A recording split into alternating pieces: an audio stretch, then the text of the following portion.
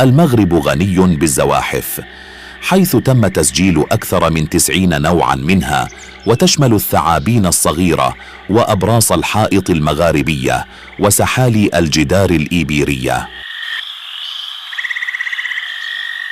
سحلية الجدار الإيبيرية هو نوع من السحالي ينتشر بشكل كبير في المغرب، حيث يطلق عليها أيضا اسم سحلية الجدار الأوروبية.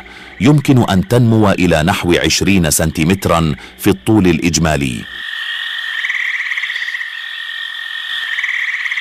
أما البرمائيات فتشمل الضفادع البربرية والضفادع المطلية المتوسطية.